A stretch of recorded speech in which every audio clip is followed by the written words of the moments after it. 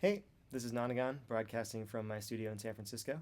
I'm here to share a few thoughts about this, the soon-to-be-released Vestax VCI-400 MIDI controller and audio interface. Now, given the layout of the controls in this interface, the default labeling, I think it's pretty safe to say that this is going to be marketed primarily at digital DJs, people who are interested in controlling software like Tractor, Mix, things like that. But as a controllerist, I'm a lot more interested in repurposing the controls on this device to give me more creative flexibility when I'm performing my own music live. Now, thankfully, all the controls on the VCI-400 are MIDI mappable. Almost all the LEDs are MIDI controllable. So I've spent the last couple of days working with Ableton Live, specifically Max for Live, to create a sort of demo template to give you an example of how a non-DJ like myself might find this device useful for a live performance. So let me show you how it works. This is the VCI-400. You can see it's got a pretty typical 2 decks and a mixer layout that you see on a lot of these all-in-one DJ solutions. 2 touch-sensitive encoders, which are really nice. They've got a good weight to them. And each deck has these rubberized buttons here at the bottom, as well as these more plasticky sort of tack switches, which have a pretty good action to them as well, actually. And then we've got just an assortment of other tack buttons. We've got some push-button encoders, more potentiometers, faders, a lot of stuff to play with. So let me describe how I've assigned this for purposes of this demonstration. I'm running 4 channels of audio here. Pretty basic since there's 4 channels of the mixer. Each of these pairs is running into a bus. So this pair is drums, this pair is everything else. And I'm controlling what audio clips are being launched in Ableton Live here. Ooh. So you can see the way that they've done the 4-deck assignment here is through this little switch. When you're in B, the lights are yellow, and this is one set of MIDI controls. Switch to D, the lights turn red, and you've got another set of MIDI controls. And actually, what would be the tempo fader here is also remapped, as well as the touch encoders when you switch decks, which makes sense if you were DJing. For me, when we're on the red page, I'll call it, these are mapped to clips in Ableton Live. So for example, if I start a drum loop here, you can hear that start going. And this is probably a good time to mention the first, or maybe the most apparent patch that I'm running here in Max for Live, which is my little metronome. And this just shows you where you are in Live's conception of time. So I'm running all of these clips quantized to 1 bar. And this little metronome that I've got running on the lights here shows me where Ableton Live thinks that bar starts. And that's not really that important if everything is quantized to bars, but as you'll see in a minute, I've got some sort of clip chopping stuff that is quantized to 16th notes, so things can get a little off, and then if you want to launch a new clip, it can come in out of time. So this is just a good visual reference. It's always on, it's always there to show me where Live thinks the downbeat is. So we've got a drum beat playing here, pretty simple. I'll talk a little bit about some of the effects that I'm running. So each of these buses, the drums bus and the everything else bus, runs through 2 filters, just a basic low pass and a high pass. And that lets me sort of approximate a band pass by moving these around like so. So those are handy. These rubberized buttons along the bottom here I've mapped to Momentary Effects. And right now I don't have them all mapped, I just have a few. So useful kind of one-shot things like a full wet reverb. This is a granular distortion. Little bandpass filter for that AM radio sound that we love so much. Just things that I can kind of hit on and off, and you can see that they're not momentary. I have to hit them on. This flashing is nice. This is a default in this controller. You can't actually turn that flashing off. Then we've got these big encoders. So I've got to switch back to this deck because I've only assigned the encoders on the B screen. For the drums, I've got this encoder mapped to a combination pitch shifter and frequency shifter. So it sounds a little like this. It engages when it's touched, disengages when it's released. Now this is another Max for Live patch that I wrote. it's not to do the effect. The actual audio processing is just AU plugins and some of Ableton's default effects. But what my patch does is resets the parameter that's being controlled back to center when you release. So pitch always goes back whether I go up or down when I release. Next time I hit it again, it's back in the middle. That's just a handy sort of thing to have. On this deck, for the everything else side, I actually am not doing that. So I've got a bandpass filter on this side, and let me just launch a clip here so we can hear something. Okay, so on this side I've got a bandpass filter that's engaged by touching, and you move the filter frequency by rotating here. And the Max for Live patch that I wrote allows you to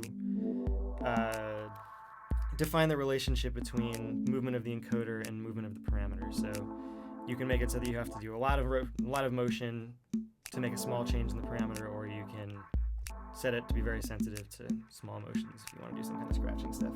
Right now I've got it sort of in the middle. And you can hear that when I've got the bandpass filter all the way at the top,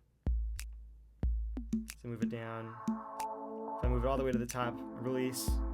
When I hit it again, it stays there. So two different approaches to using these touch-sensitive encoders. But both of them share being fully engaged when you touch, fully disengaged when you release. In the mixer section, I am using what would have been the EQ as sends. So on all 4 channels, these top potentiometers are reverb. Second potentiometers are, potentiometers are delay sends, and I'm not using the bottom ones at all.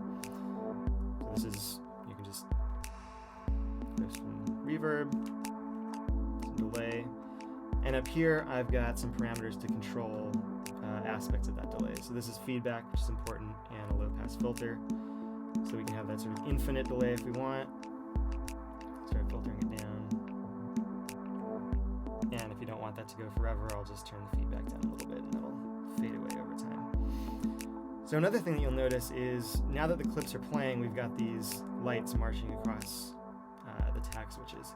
And this is the clip chopper patch that I've written. It just watches whatever channel is playing. In this case, we've got 1 clip, but I've got 4 more clips mapped down here. And it looks at the position using Max for Live within the clip and shows that across these tag switches. So here's the beginning of the loop. You can see it marching through.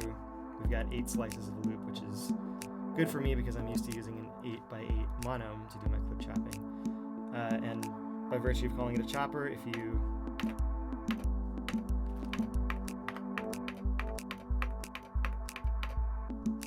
can see we've got it. Didn't have my headphones on there, so we're a little bit off, but we can get back in time.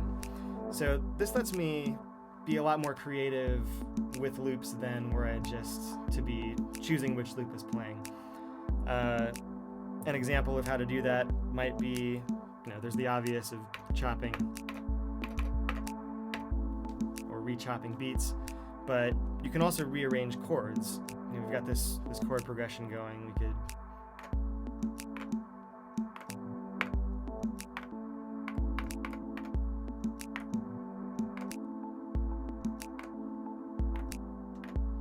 things like that. Now, in addition to being able to chop the clips, I've got a couple of pattern recorders mapped to each of these.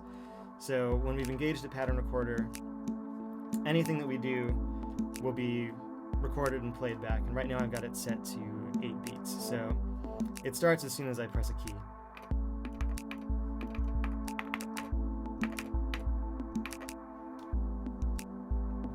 Now it's playing back the drum beat. I mentioned that I've got 2 channels running on each of these, and right now I've only got 1. The other clips are mapped to these 4 little buttons, and I sort of made these the less important clips. Primary beats, primary melodies go on these big buttons. Secondary beats and secondary melodies, or in this case bass lines, go down here, so we can just get something going here.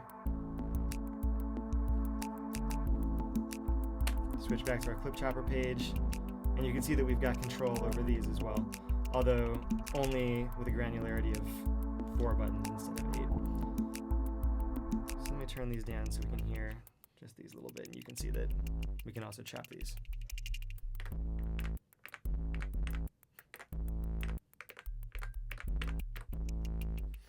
Like so.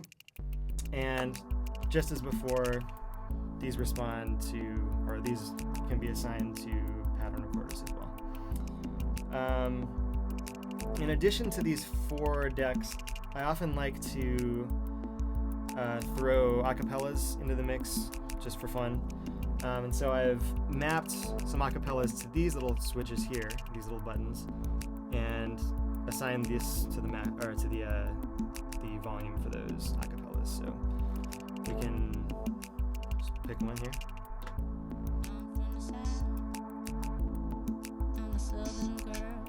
And I've mapped this knob here to a delay send for the acapella channel.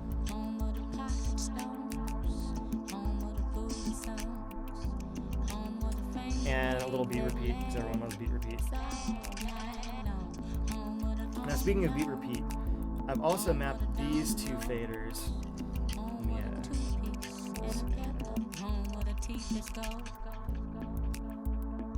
I've mapped these 2, which would normally be the tempo faders, to just a sort of incremental beat repeat. And same for the everything else bus. Notably, the acapella is not assigned to those buses, so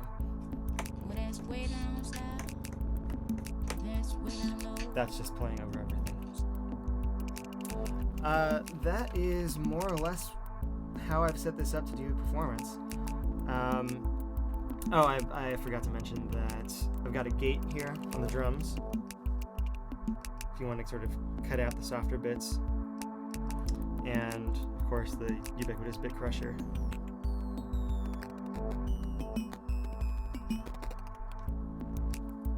And I've also got these encoders mapped to reverb and delay sends for the entire bus. That's kind of cool if you want to just be able to drop the whole, instead of using 2 hands, you can use 1. But right now the encoder response is pretty slow on these, and I didn't write a patch to let me make that better. But they're there. This I've got mapped to the master fader, for what that's worth. And on deck C over here, I've mapped this fader to tempo. And it's a pretty narrow range for purposes of this demo, but you can imagine that it could be as wide as you wanted. And it's nice that these tempo faders transmit pretty high resolution MIDI, I think 14-bit. So you've got a lot of resolution in there if you want to get specific about your tempos. I think that's pretty much it. I will put up a video of a short performance actually using the things that I've showed you here. I hope you check it out. So that's that. Thank you for watching. I'm going to make all the Max for Live patches and the device presets that I demonstrated today available for you to download for free from Controllerism.com. I hope you find them useful, inspirational, and I hope that they help you make the music you want to be making. Thanks.